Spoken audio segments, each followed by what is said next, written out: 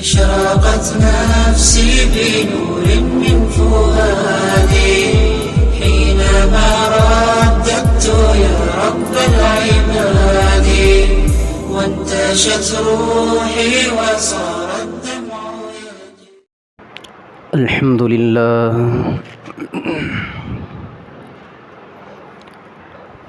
الحمد لله نحمده ونستعينه ونستغفره ونؤمن به ونتوكل عليه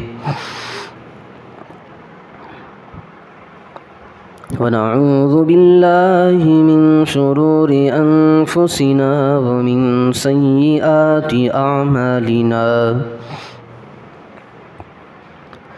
من يهده الله فلا مضل له ومن يضلله فلا هادي له ونشهد أن لا إله إلا الله وحده لا شريك له ونشهد أن سيدنا وسندنا ونبينا وحبيبنا ومولانا محمدا عبده ورسوله. أما بعد فقد قال الله تبارك وتعالى في كلامه المجيد والفرقان الحميد بعد أعوذ بالله من الشيطان الرجيم بسم الله الرحمن الرحيم إنا نحن نزلنا الذكر وإنا له لحافظون. وقال تعالى في موضع آخر لقد كان لكم في رسول الله أسوة حسنة. وقال نبينا صلى الله عليه وسلم طلب العلم فريضة على كل مسلم ومسلمة أو كما قال عليه الصلاة والتسليم. قابل قدر محترم معزز سامعین کرام، پچھلے چند ہفتوں سے یعنی 4 ہفتوں سے اللہ کے رسول صلی اللہ علیہ وسلم کی سیرت کی روشنی میں بہت سارے مختلف پہلو سامنے آئے. کبھی اخلاق کا تذکرہ ہوا، کبھی آپ کی زندگی کا تذکرہ ہوا، معجزات کے تذکرے آئے.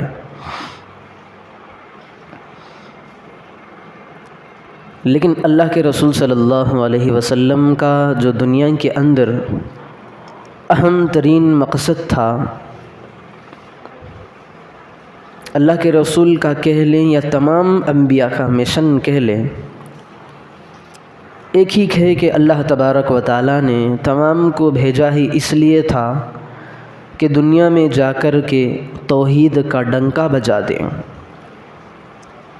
ہر عالم کے اندر، گلی گلی، کوچے کوچے کے اندر توحید کو، رب ذوالجلال کی بڑائی کو، رب ذوالجلال کی کبریائی اور عظمت کو گلی گلی، چپے چپے، نگر نگر، گھر گھر کے اندر اس کی تعلیم کے لیے رب ذوالجلال نے انبیاء کو مبعوث فرمایا.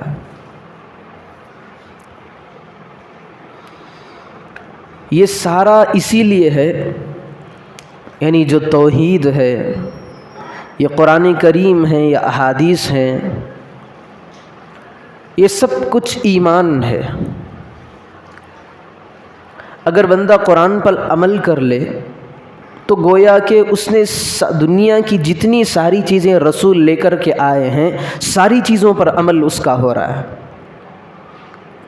کیونکہ جو حدیث ہیں وہ بھی قرآن ہے، جو قرآن ہے وہ بھی قرآن ہے. قرآن تو قرآن ہے ہی، لیکن احادیث جو اللہ کے رسول صلی اللہ علیہ وسلم کی باتیں ہیں وہ بھی قرآن ہی ہے. فرق اتنا ہے کہ جو قرآن ہے اسے وحی متلو کہا جاتا ہے، یعنی جو جبرائیل علیہ الصلاۃ والسلام وہی لے کر قرآن کی شکل میں اسے بار بار پڑھا جاتا ہے۔ قرآن کا معنی ہی یہی ہے کہ اس کو پڑھا جائے۔ قرآن ایسی چیز کو کہتے ہیں جس کا بار بار دہرایا جس کو جاتا ہو۔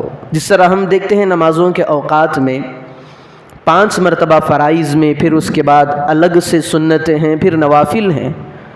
صبح سے لے کر شام تک کی جتنی نمازیں ہیں، ساری نمازوں کے اندر رب ذوالجلال کی کلام کی تلاوت ہوتی ہے۔ اسی وجہ سے اس کا نام یہ رکھا گیا ہے، یہ ایک قرآن ہے، یعنی صبح سے لے کر شام تک ہر نماز میں، نماز کی ہر رکعت کے اندر پڑھی جانے والی کتاب قرآن ہے۔ اور جو احادیث ہیں، اللہ کے رسول کی باتیں، وہ بھی تو قرآن ہیں، لیکن ان کی تلاوت نہیں کی جاتی۔ جس طرح نمازوں کے اندر قرآن پڑھا جاتا ہے، اس طریقے پر احادیث کی تلاوت نہیں ہوتی۔ دونوں بھی قرآن ہیں، قرآن بھی قرآن ہے، احادیث بھی قرآن ہے۔ قرآن کو وحی متلو کہا جاتا ہے، یعنی ایسی وحی جو جبرائیل لے کر آئے ان کی تلاوت کی جاتی ہے، اور احادیث کو وحی غیر متلو کہا جاتا ہے۔ یہ بھی وحی ہے لیکن ان کی تلاوت نہیں ہوتی۔ تو جو بندہ قرآن کریم کو مضبوط رسیوں کے ساتھ پکڑ لیتا ہے، اپنے سینے سے لگائے رکھتا ہے، گویا کہ ساری چیزوں پر اس کا ایمان ہو گیا، یعنی ساری شریعت ہی کو وہ عمل کرنے والا ہے۔ اگر کوئی آدمی صحیح نہج سے قرآن پڑھ رہا ہے تو اللہ کے رسول صلی اللہ علیہ وسلم بھی جو دنیا کے اندر آئے، اس پیغام کو عام کرنے کے لیے آئے تھے کہ قرآن کریم کی جو تعلیمات ہیں ساری جگہ پھیل جائیں، کیونکہ جس طرح اللہ کے کلام کی حفاظت ہوتی ہے، اسی طور پر جس طرح اللہ تبارک و تعالیٰ تمام کائنات کا رب ہے، رب العالمین ہے، تو رسول اللہ صلی اللہ علیہ وسلم بھی تمام امت کے لیے، یعنی اللہ کے رسول صلی اللہ علیہ وسلم جب سے مبعوث ہوئے اس وقت سے لے کر قیامت تک جتنی بھی امت آئے گی، جتنے بھی پیدا ہوں گے، جتنے بھی دنیا سے چلے جائیں گے، ساروں کے لیے اللہ کے نبی کی نبوت کو ماننا پڑے گا۔ علماء نے لکھا ہے کہ اللہ کے رسول صلی اللہ علیہ وسلم کی نبوت کہاں تک ہوتی ہے، چرند کے لیے، پرند کے لیے، یہاں تک کہ لکھا ہے کہ دنیا کے اندر سمندر نہیں، سمندر کی تہہ تک کی مچھلیوں کے لیے اللہ کے رسول صلی اللہ علیہ وسلم کی نبوت۔ جس طرح آپ کی نبوت تمام مخلوق کے لیے، تمام کائنات والوں کے لیے ہے، اسی طرح آپ کی کتاب بھی، یعنی قرآن کریم بھی تمام لوگوں کے لیے ہے۔ اللہ تبارک و تعالیٰ نے اس کا کیسا بڑا مقام عطا فرمایا ہے۔ اللہ نے قرآن کے بارے میں کہا ہے، اِنَّا نَحْنُ نَزَّلْنَا الذِّكْرَ وَإِنَّا لَهُ لَحَافِظُونَ۔ پیغمبر آپ کو تو بس پہنچانا ہے۔ قرآن کریم جو ہم نے تمہیں دے کر کے بھیجا ہے، یہ تمہاری ذمہ داری یہ ہے کہ تمہیں تقسیم کرنا ہے۔ اس زمانے کے اندر قرآن نہیں ہوتے، جس طرح ہمارے یہاں قرآن رکھے ہوئے ہیں اس طرح کے نہیں ہوتے۔ صحابہ کہتے ہیں کہ اللہ کے رسول صلی اللہ علیہ وسلم پر جب قرآن کریم کی وحی آتی تو اللہ کے رسول صلی اللہ علیہ وسلم پڑھ کر صحابہ کو سنانے لگتے۔ صحابہ کے پاس قلمیں نہیں ہوتی جس طرح ہمارے پاس موجود ہیں۔ صحابہ کہتے ہیں اللہ کے رسول جیسے ہی ہمیں قرآن کی باتیں بتاتے، قرآن کی آیات بتاتے، تو ہمارا کام یہ ہوتا، اگر ہم مٹی پر بھی بیٹھ رہے ہوتے، کنکریوں پر اس قرآن کریم کو نوٹ کر لیتے تاکہ ہم یاد کر لیں، ہڈیوں پر لکھ لیتے۔ ایسے آلات آج سے 1400 سال پہلے نہیں تھے، نوٹ وغیرہ نہیں تھی، کاپیاں نہیں تھیں، قلمیں نہیں تھیں، لکھنے کے آلے نہیں تھے، تو کس انداز سے رسول اللہ صلی اللہ علیہ وسلم نے اپنے رب کے کلام کی حفاظت کر کے امت تک پہنچایا ہے۔ اور قرآن جس طرح تلاوت سے قرآن کی حفاظت ہوتی رہی، اسی طریقے سے عمل سے بھی قرآن کی حفاظت ہوتی رہی ہے۔ یہ الگ بات ہے ہمارے اندر عمل نہیں ہے، ہم تو قرآن کے تالی ہیں، قرآن کے پڑھنے والے ہیں، پڑھانے والے ہیں، لیکن عمل کرنے کا قرآن پر جذبہ ہے، جو شوق ہے ہمارے اندر نہیں ہے۔ آج ہمارے ہاتھوں کے اندر جو قرآن کریم ملا ہے، دو چیزوں سے ملا ہے، ایک صحابہ کے سینے در سینے سے چلا ہے قرآن، دوسرا اعمال یعنی قرآن پر عمل کرنے سے بھی قرآن کی حفاظت ہوئی ہے۔ صحابہ کے پاس جب بھی کوئی آیت ہوتی تو وہ رٹتے نہیں تھے، اس آیت کو اپنی زندگی کا معمول بنا لیتے کہ یہ آیت اللہ نے ہمارے لیے اتارا ہے۔ کوئی بڑا آدمی اگر کوئی ہدیہ کسی پر کر دے، کوئی ہدایت کر دے، نوٹس جاری کر دے کہ بھائی یہ تمہارے لیے، تمہیں اس پر عمل کرنا ضروری ہے، فرض ہے، اگر آدمی بے پرواہ ہو جائے، لاپرواہ ہو جائے، بے نیاز ہو جائے کہ میں نہیں کرتا، یہ کون سی بات ہوئی؟ صحابہ تو ایسے نہیں تھے. صحابہ کے پاس جب قرآن جاتا تو قرآن یاد بھی کرتے، اس کو پڑھتے بھی، اس کی تلاوت بھی کرتے، پھر اس آیت کو اپنی زندگیوں پر فٹ کرتے کہ ہم چلائیں تو کیسے چلائیں اس کو. تو دونوں طریقے مل کر آج سے 1400 سال سے لے کر یہ سلسلہ چلتا آ رہا ہے. تو آج اللہ تبارک و تعالیٰ نے ہمارے ہاتھوں کے اندر جو قرآن کریم رکھا ہے، یہ ان صحابہ کرام رضی اللہ عنہم اجمعین کا عملی نمونہ رکھ دیا ہے. تو اللہ نے اپنے نبی کو کہا، اے میرے محبوب، اے پیارے نبی جی، آپ کا کام بس پہنچانا ہے. قرآن سینے در سینہ چلائیں یا لکھ کر کے محفوظ کرا دیں، جو بھی کرا دیں، بس آپ کو امت تک پہنچانا ہے. اس کی حفاظت کی ذمہ، اس کی ٹھیکیداری ہم نے لے رکھی ہے. قرآن ختم ہو کر کے جو اللہ کے رسول پر مکمل نزول ہوا، دھیرے دھیرے کر کے جب قرآن کریم تام ہو گیا، دین ہی تام ہو گیا، الیوم اکملت لکم دینکم واتممت علیکم نعمتی ورضیت لکم الاسلام دینا.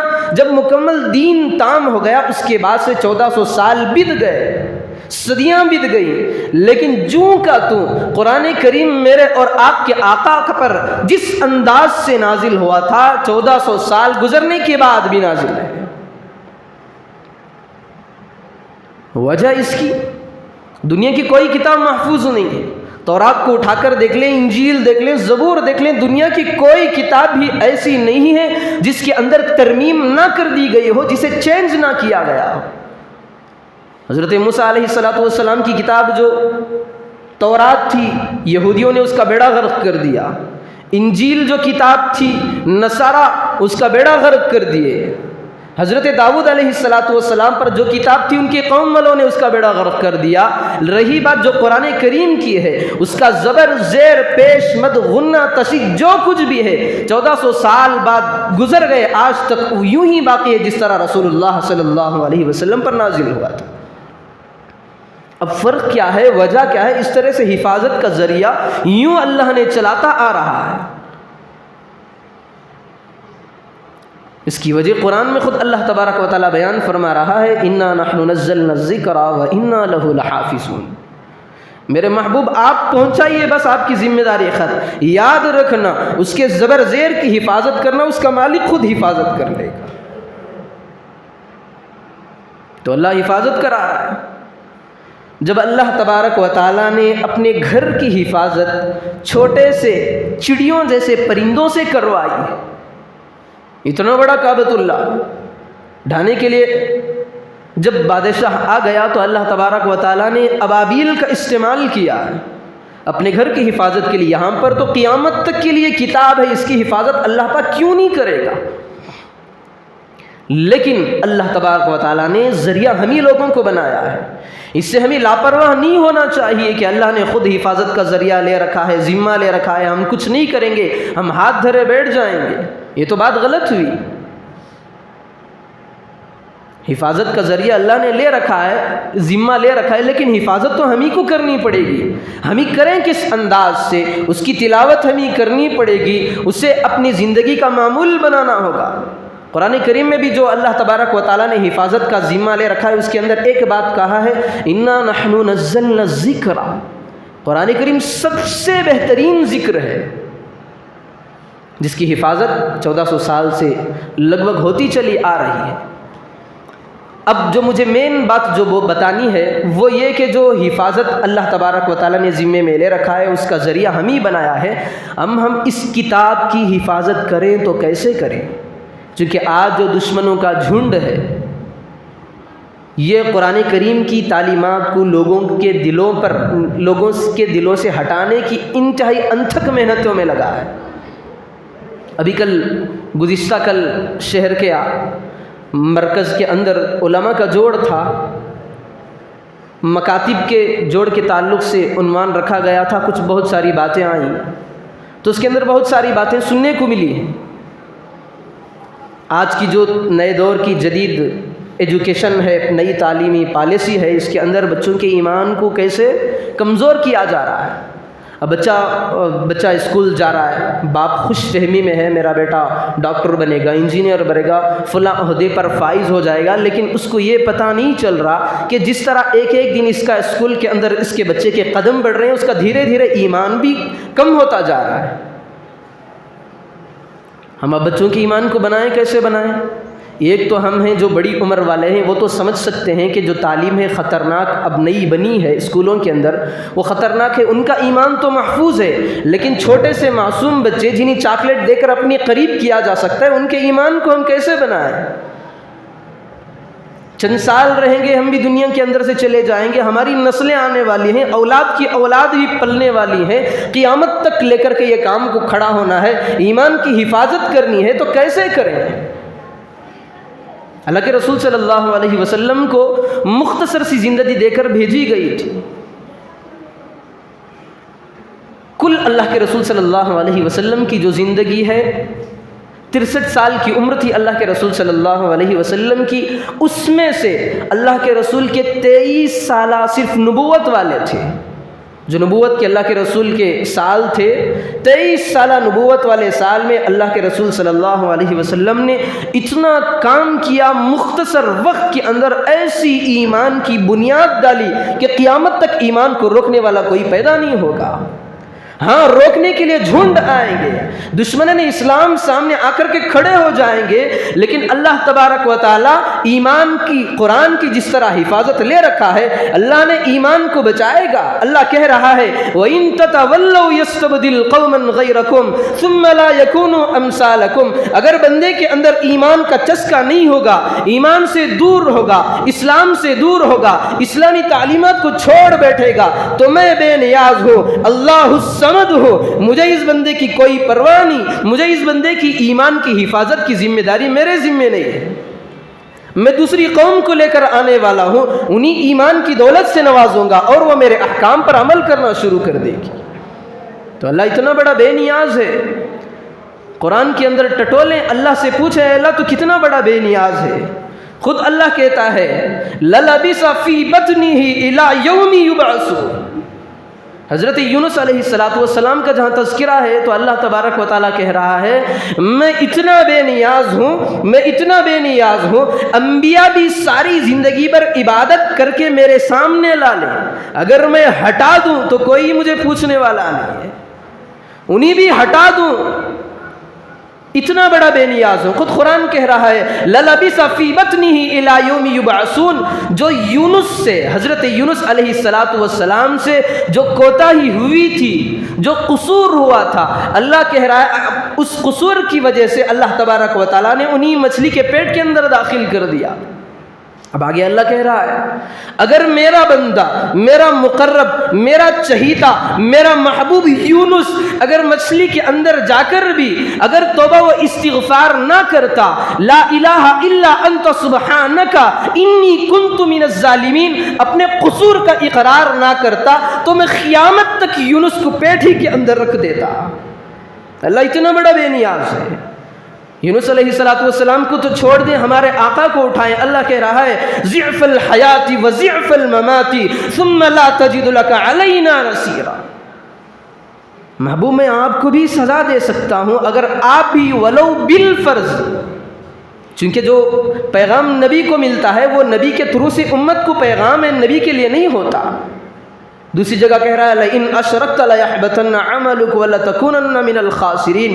اے میرے محبوب، اے میرے چہیتے محمد صلی اللہ علیہ وسلم، اگر آپ کے اندر سے ولو بالفرض یعنی مان کر چلے، اگر ولو بالفرض آپ کے اندر سے شرک کی بو بھی آ جائے، لیحبطن عملک ولتکونن من الخاسرین، تو آپ بھی نبی ہیں لیکن آپ بھی گھاٹوں میں ہوں گے، آپ بھی ناکامی میں ہوں گے، آپ بھی خسارے اور نقصان کے اندر ہوں گے۔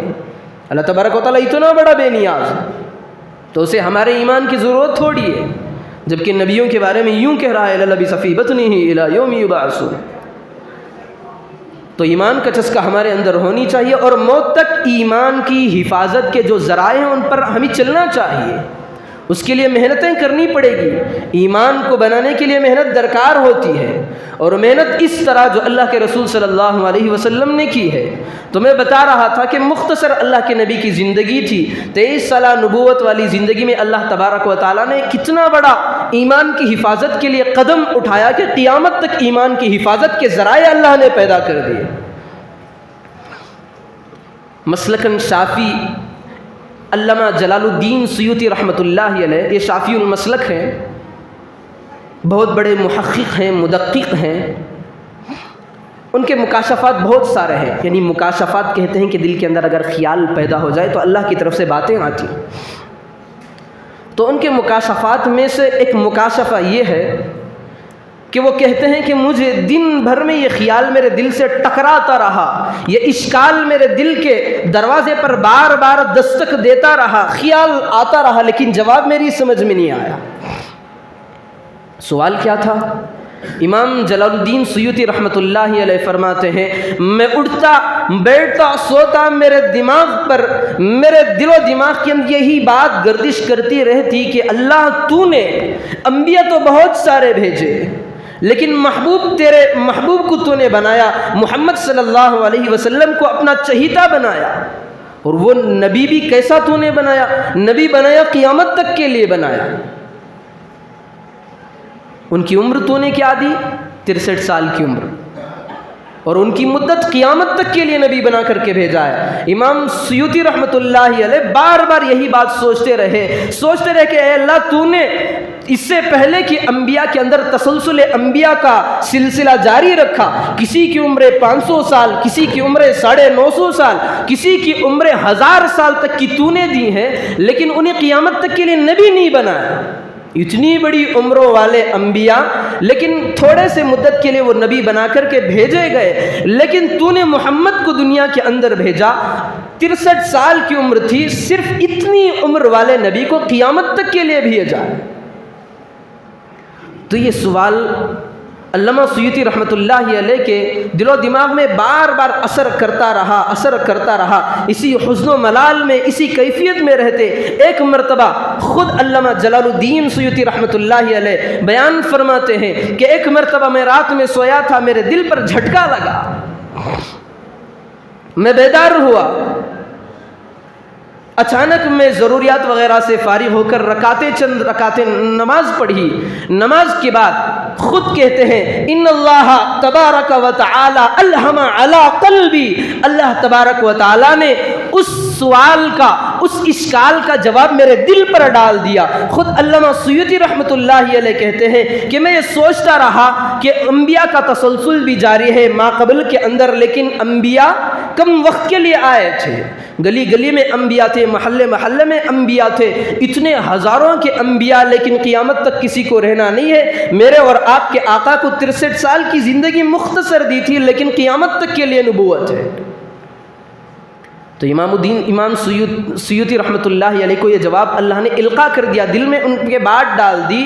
وہ سوئے تھے، انہیں جھٹکا لگا، انہیں یہ بات آئی کہ جلال الدین تمہارے سوال کا جواب یہ ہے کہ میں نے پہلے انبیاء کے اندر عمریں بھی زیادہ رکھی، تسلسل کو بھی ان کے جاری رکھا، لیکن جو ماقبل میں انبیاء گزرے ہیں مجھے ان پر اعتماد نہیں تھا۔ اعتماد کی جب بات آ ہی گئی ہے، ان کے کام میں اعتماد یہ بات نہیں ہے۔ ہر نبی تو معصوم ہوتا ہے، اللہ کے مشن کو پورا کر کے ہی دنیا سے جاتا ہے۔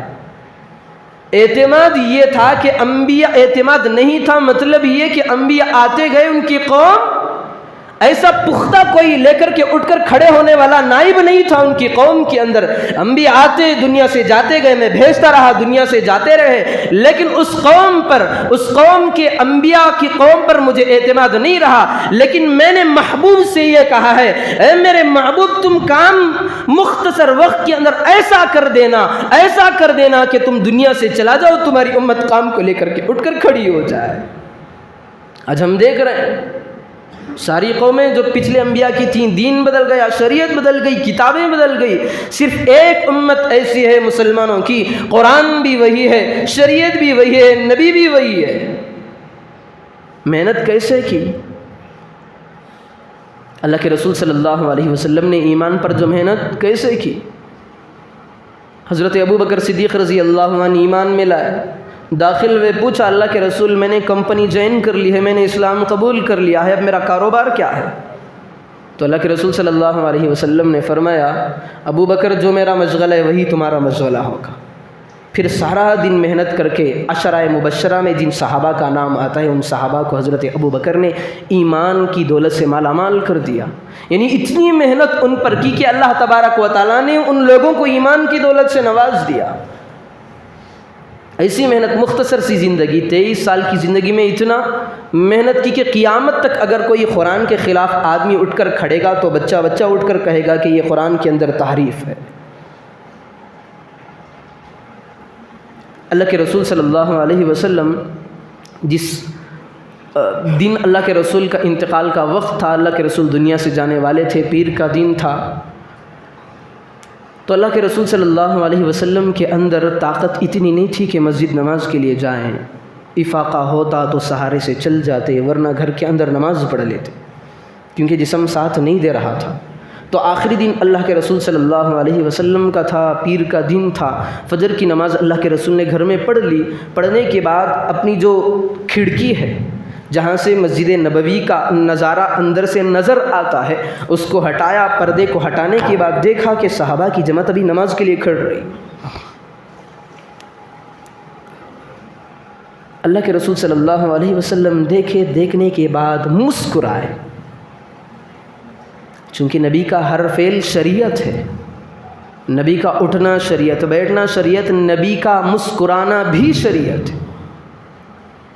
اب اللہ کے رسول مسکرائے، وجہ تو نہیں معلوم، لیکن اتنا تو معلوم ہے صحابہ کی جماعت کو دیکھ کر کے نبی مسکرائے۔ اب ہر حدیث بیان کرنے والا جب اس بات پر آتا ہے، آ کر کے یہاں رکتا ہے کہ پیارے آقا نے اپنی جماعت کو دیکھ کر کے پردے کو ہٹا کر مسکرایا تھا، وجہ کیا تھی؟ سارے محدثین نے یہ بیان کیا ہے کہ اللہ کے رسول صلی اللہ علیہ وسلم کے چہرے پر جو مسکان آئی، جو مسکراہٹ آئی، اس وجہ سے آئی کہ اللہ کے رسول نے دیکھا کہ یا اللہ میں جب آیا تھا تو تنہا تھا، جب میں دین کے کام کو لے کر آیا تھا، تیرے انبیاء کے مشن کو لے کر میں بھی اس دھرتی پہ آیا تھا تو میں اکیلا تھا، میری مخالفت کی جا رہی تھی، مجھ پر گالیوں کی بھوچاڑیں برسائی جا رہی تھیں، میرے راستوں میں کانٹے بچھائے جا رہے تھے، میرا ساتھ دینے والا کوئی نہیں تھا۔ جب میں آیا تھا تو غریب تھا۔ غریب کا مطلب یہ نہیں کہ فقیر ہوتا ہے، غریب کا مطلب پردیسی آدمی، اجنبی آدمی جس کا کوئی مددگار نہ، اسے غریب کہتے ہیں۔ تو اللہ کے رسول صلی اللہ علیہ وسلم نے فرمایا میں جب آیا تو تنہا تھا، میرا کوئی مددگار نہیں تھا۔ اب جب میں کہ جا رہا ہوں میرے دل کو اطمینان ہے، یا اللہ اتنی بڑی جماعت تو نے تیار کر دی ہے، میں دنیا سے چلا جاؤں تو مجھے کوئی غم نہیں، تو نے اس قدر کی جماعت کو کھڑا کر دیا ہے، میں جا رہا ہوں کوئی فرق نہیں، دین کا کام سنبھالنے کے لیے، ایمان کا کام سنبھالنے کے لیے جماعت کافی ہے۔ محدثین نے ایک بات لکھی، شیخ زکریا رحمۃ اللہ علیہ نے ایک بات لکھی ہے، محدثین کی بات ایک طرف ہے، حضرت شیخ زکریا رحمۃ اللہ علیہ کہتے ہیں محدثین کی باتیں میرے سر اور آنکھوں پر مجھے قبول ہے، لیکن میری ناقص رائے یہ ہے کہ اللہ کے رسول کے چہرے پر جو مسکان آئی تھی وہ جماعت کے لیے تھی یا نہیں تھی الگ مسئلہ ہے، لیکن وہاں پر جو مسکراہٹ آئی تھی ابو بکر صدیق کی بنا پر آئی تھی۔ اللہ کے رسول نے دیکھا ایک امام دنیا سے جائے گا تو کوئی فرق نہیں پڑتا، لیکن جو دوسرا امام مصلی پہ کھڑا ہے وہ لوگوں کی نگرانی کرے گا۔ تو اللہ کے رسول صلی اللہ علیہ وسلم نے کیسی محنتیں کی تھی، اللہ کے رسول دنیا سے جا رہے ہیں، حضرت ابو بکر رضی اللہ عنہ کی خلافت کی باغڈور سنبھالنے کا موقع ہے، اب خلافت پر بیٹھ رہے ہیں، اب لوگوں کے مسائل کو حل کرنا ہے، یہاں سے اللہ کے نبی جا رہے ہیں، ایک سورج غروب ہو رہا ہے تو اللہ تبارک و تعالیٰ نے لوگوں کو سنبھالنے کے لیے ایک سورج کو طلوع کر کے خلافت پر بٹھا دیا۔ اب ایسے مسائل پیش آئے،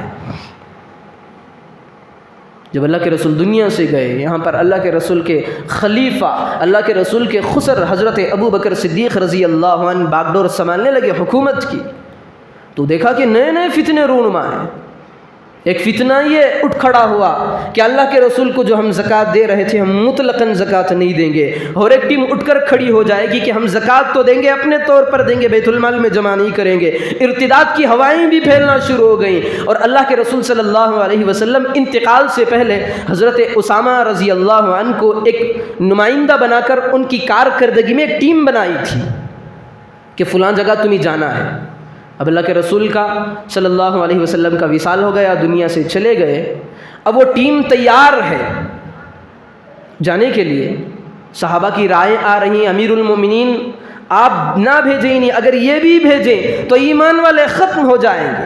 حضرت ابو بکر رضی اللہ عنہ کے اندر اللہ کے رسول کی جو تعلیمات تھی، اللہ کے رسول صلی اللہ علیہ وسلم کے مشن کو آگے بڑھانے کا جو کام تھا، کتنا ان کے اندر دل کے اندر وہ جذبہ تھا کہ اللہ کے رسول کا جو کام تھا میں وہ کروں گا، اس سے ہٹ کر نہیں کہوں گا۔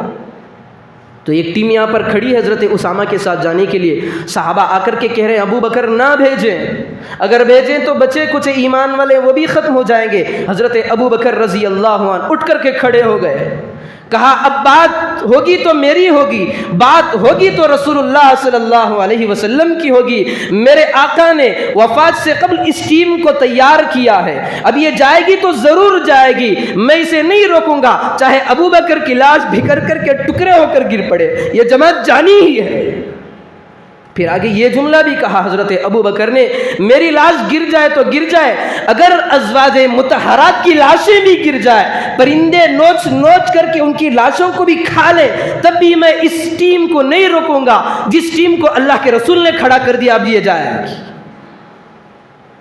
تو اللہ کے رسول کے سنتوں پر چلنے کا، اللہ کے رسول صلی اللہ علیہ وسلم کے مشن کو آگے بڑھانے کا جو جذبہ ابو بکر کے اندر تھا، تو سمجھے کہ اللہ کے رسول صلی اللہ علیہ وسلم نے مختصر وقت میں کیسی محنتیں کی۔ حضرت ابو بکر اٹھ کر کھڑے ہو گئے، لوگوں کے اندر چرچا ہوگا زکوٰۃ ہم نہیں دیں گے، تو اللہ کے رسول صلی اللہ علیہ وسلم کے خسر حضرت ابو بکر خلیفہ اول اٹھ کر کھڑے ہو گئے، اینقص الدین وانا حی، ابو بکر زندہ ہے، یہ مجال ہو سکتی ہے کہ ابو بکر کے دنیا میں زندہ ہوتے ہوئے دین کے اندر کمی آ سکتی ہے۔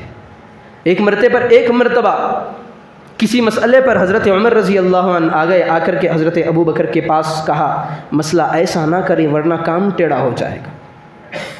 تو حضرت ابو بکر رضی اللہ عنہ نے اس زور سے حضرت عمر رضی اللہ عنہ کے سینے پہ اس زور سے دھکا دیا کہ حضرت عمر اتنا بڑا بہادر طاقتور پیچھے چلا گیا۔ کہا عمر جاہلیت کے اندر جبار تھے، انت جبار فی الجاہلیہ، جاہلیت کے اندر جب تمہارا سامنا اسلام سے ہو رہا تھا، تمہارا ٹکراؤ اسلام کے ساتھ ہو رہا تھا، تم تو جبار تھے، بڑے بہادر بنے پھر رہے تھے، اسلام کے اندر ذلیل بن گئے، کمزور بن گئے، کیا ایمان اتنا کمزور ہے؟ حضرت ابو بکر کو یہ باتیں برداشت نہیں ہوتی تھی۔ جو کام مشن اللہ کے رسول صلی اللہ علیہ وسلم لائے اس کو آگے بڑھانا حضرت ابو بکر رضی اللہ عنہ کا کام تھا۔ وہ محنت اللہ کے رسول نے ابو بکر پر کی، ابو بکر نے محنت صحابہ پر کی، صحابہ نے محنت ویسی تابعین پر کی، ایسا سلسلہ چلتا آتا رہا۔ اب جو بچا کچا کمزور ایمان ہمارے پاس ہے وہ ان صحابہ کی قربانیاں، ان صحابہ اور تابعین اولیاء اعظام کی محنتوں کا نتیجہ ہے۔ آج ہم پر یہ ایمان منڈلا رہا ہے۔ ایسا سمجھے کہ جس طرح پل صراط کا ماحول ہے، اللہ کے رسول صلی اللہ علیہ وسلم نے فرمایا پل صراط کا جو راستہ ہے بال سے زیادہ باریک ہے۔ جو بندہ ایمان پر جمع رہا، اعمال صالحہ زندگی میں کرتا رہا، تو وہ تو اس باریک بال پر بجلی کی طرح پار ہو جائے گا، لکھا ہے کہ گھوڑے کی طرح پار ہو جائے گا۔ کبھی ایمان کمزور ہے وہ بھی اعمال پر جم رہا ہے، ڈل مل ہوتے ہوئے بھی پار ہو جائے گا، لیکن جس کے اعمال خراب نکلے، ایمان میں کمیاں تھیں، تو وہ وہیں ڈھیر ہو جائے گا، جہنم کے حوالے ہو جائے گا۔ تو میں اس بات کو رکھ کر یہ بات بتانا چاہتا ہوں کہ جو ماحول پل صراط کا ہے، آج ہمارا ایمان بھی اسی طرح کا تذبذب کا ہے۔ ہم بھی جو زندگی گزار رہے ہیں، ہمارا ایمان اتنا کمزور ہے، اگر کوئی کافر مشرک یہودی نصرانی آ کر کے ہمیں پیسوں کی لالچ دے لے تو ہم سیدھا راستہ چلتے چلتے اس ایمان کو چھوڑ کر نیچے گر جائیں گے۔ یہ نوبت آ چکی ہے۔ ہماری تو عمریں ہو رہی ہیں، اب فکر اس بات کی ہے اپنے بچوں کے اندر، جہاں پر اسکول کے اندر تعلیمیں دی جا رہی ہیں، اسکولوں کے اندر انہیں پہلے سبجیکٹس کے اندر، دوسرے سبجیکٹس کے اندر یہ تو یقیناً لاگو ہونے والا ہے، ابھی کچھ جگہ پہ رہے لیکن کچھ جگہ پر نہیں ہے، لیکن کمپلسری لازم ہونے والا ہے۔ کیا ہوگا اس کے اندر؟ ناچ ہوگا، ڈانس ہوگا، گویا کہ باہر بچوں کو کلب جانے کی ضرورت نہیں پڑے گی، گویا کہ پہلی پیریڈ جو ہے اسکول کا وہی کلب بن جائے گا، میوزکس لگائی جائیں گی، گنیش کی مورتیاں چھڑانی پڑیں گی۔ کل بات کارگزاری کے اندر یہ بات آ رہی تھی کہ آج بچوں کے اندر ایمان ہٹتا ایسا ہو رہا ہے کہ جو اسکول کے اندر اب جو تعلیم آ رہی ہے اس کے اندر یوں کہا جائے گا بچوں سے کہ بھائی اب تمہیں فرسٹ پیریڈ کے اندر پہلی گھنٹی کے اندر نقوش تیار کرنے ہوں گے، کس کے؟ بتوں کے، گنیش کے یا دیگر کے بنانے ہوں گے۔ اب کارگزاری والے سنا رہے تھے کہ بچہ ڈرائنگ کرتا رہے گا تو اس کا نقش کتاب میں بعد میں پڑے گا، اس کا اثر دل پر پڑ جائے گا، اس قدر ایمان کھوکھلا ہوتا ہی چلا جا رہا ہے۔ تو واحد ایک راستہ ہے ایمان کا، بڑے اب ہمارے زمانے کے اندر اللہ تبارک و تعالیٰ نے دعوت و تبلیغ کے کام کو نکھر کر کے ابھارا ہے، ہر طرح کے لوگ اس کے اندر شامل ہیں، بڑے جوان ہیں، ادھیڑ عمر کے ہیں، یعنی جس کی عمر 70 سال ہے وہ بھی اس کام کے اندر لگا ہے۔ اب جو ابھی جوانی کی سیڑھیوں پر چڑھ رہے ہیں ان کے لیے اللہ تبارک و تعالیٰ نے راستہ مدارس کا کھولا ہے۔ اب چھوٹے معصوم بچے ہیں، وہ کیا کریں گے؟ ان کا قصور کیا ہے؟ تو گھروں کے اندر تربیت نہیں ہو رہی، ماں باپ تو دین سے دور، کم از کم بچوں کا دین بھی بنا دیتے تو ان کی زندگیاں پار ہو جاتی۔ مکاتب کا نظم چلایا ہی اسی لیے ہے کہ بچوں کے اندر بچہ ڈگری پڑھے، انجینئر بنے، کالج کے اندر پڑھے، باہر جا کر کے جاب کرے، فارن چلا جائے، آؤٹ آف کنٹری میں رہے، لیکن وہ مومن تو رہے گا جبکہ مکتب کے اندر پڑھا رہے گا، کہیں پر بھی جائے گا لیکن مکتب کا پڑھا ہوا بچہ اپنے ایمان کی حفاظت کرے گا۔ ہم لوگوں نے اپنے بچوں کی تربیت نہیں کی، انہیں ایمان کے راستوں سے ہٹا دیا، تو کسی بھی جاب میں ہو لیکن جب اس کے ایمان پر ڈاکہ ڈالنے والے ڈاکہ ڈالیں گے تو خدا کی قسم ایمان کی حفاظت نہیں کرے گا۔ آج کی حالت بالکل ایسے آ رہے ہیں۔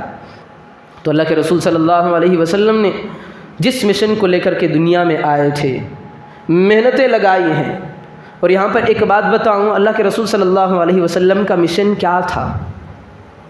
ہمارے دماغوں کے اندر ایک ہی بات آتی ہے کہ اللہ کے رسول صلی اللہ علیہ وسلم مخصوص طریقے پر مشن کو جاری کیا تھا۔ یہ مخصوص طریقہ کوئی نہیں ہے۔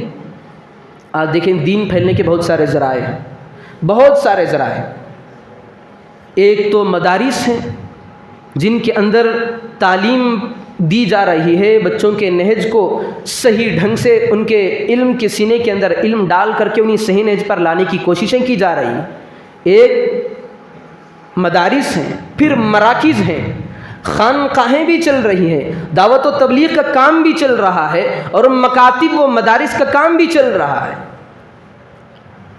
میں ایک بات اشارتاً میں ایک بات سمجھانا چاہ رہا ہوں کہ ان 5 شعبوں کے اندر یہ نہیں سمجھے کہ اللہ کے رسول کا مشن یہی تھا۔ ہم سمجھتے ہیں کہ ایک مدارس ہے تو اللہ کے رسول لائے تو تھے یہی تعلیم دینے کے لیے لائے تھے، نہیں، ساری چیزوں کے مجموعے کو اللہ کے رسول نے لایا تھا۔ دعوت و تبلیغ ہے، یہ بھی اللہ کے رسول کا مشن ہے، مکاتب ہے، یہ بھی اللہ کے رسول کا مشن ہے، اور نیچے اتر کر میں ایک بات کہوں، اللہ کے رسول کا مشن وہ ہے اگر آدمی ایک مسئلہ بھی آپ تک پہنچائے، یہ بھی اللہ کے رسول کا مشن ہے۔ کوئی خاص اللہ کے رسول کا مشن نہیں تھا، ہر دین کی بات اللہ کے رسول نے بتا کر کے چلے گئے۔ بلغوا عنی ولو آیا، میرے پیارو، میرے صحابہ، میں دنیا سے چلا جاؤں گا لیکن ایک پیغام تم تک دے کر کے جا رہا ہوں۔ بلغوا عنی ولو آیا، ایک چھوٹی سی مختصر دین کی بات بھی تم دوسروں تک پہنچا دینا، یہ تمہارا کام ہے۔ بڑا سا بڑا کام اللہ تبارک و تعالیٰ نے تمہارے حوالے کر دیا ہے، اس کو تو پہنچانا ہے ہی، لیکن چھوٹی سی دین کی بات، ایک دعا آپ نے یاد کر لی، دوسرے کو سکھانا تمہاری ذمہ داری ہے۔ ایک ادب تم نے اللہ کے رسول کا سیکھ لیا، اس کو دوسروں تک سکھانا تمہاری ذمہ داری ہے۔ ایک سنت کو ہم نے سیکھ لیا، پہنچانا ہماری ذمہ داری ہے۔ تو سارے یہ جو شعبے ہیں یہ دین ہی کے پھیلانے کے شعبے ہیں، مخصوص طریقہ کوئی نہیں ہے۔ تو ان ساروں شعبوں میں سے کسی بھی ایک شعبے میں ہم جڑ کر کے کام کریں تو ہمارے اپنے ایمان کی جو دوریاں پیدا ہو رہی ہیں، ایمان کمزور ہوتا جا رہا ہے، انشاءاللہ اس کو مضبوط کر سکتے ہیں۔ اللہ کے رسول صلی اللہ علیہ وسلم کی لائی ہوئے جو مشن ہے اس پر ہمارا قدم ثابت رہے گا تو ہمارے دلوں کے اندر ایمان یوں ہی مضبوط رہے گا، ورنہ تو اب ہمارا ایمان ڈگمگا رہا ہے، کبھی ادھر لڑک رہا ہے، کبھی ادھر پڑک رہا ہے، کب ختم ہوگا اس بات کا ہمیں اندازہ نہیں ہے. تو سارے مل کر یہ عہد کریں کہ اللہ کے رسول صلی اللہ علیہ وسلم دنیا کے اندر جس مشن کو لے کر کے چلائے، صحابہ نے اس مشن کو اٹھایا، دین کے عالم کو دنیا کے اندر پھیلایا، مکاتب کو عام کیا، مدارس کے اندر اپنے بچوں کا داخلہ کروا دیا، اپنے بچوں کو حفاظ بنایا. سارا کا سارا اللہ کے رسول صلی اللہ علیہ وسلم کا لایا ہوا مشن ہے. تو دعا فرمائیں کہ اللہ تبارک و تعالی ہم تمام کو، بلکہ ساری امت مسلمہ کو اللہ کے رسول صلی اللہ علیہ وسلم کے لائے ہوئے مشن پر گامزن رہنے کی توفیق عطا فرمائے. آمین. وآخر دعوانا ان الحمد للہ رب العالمین.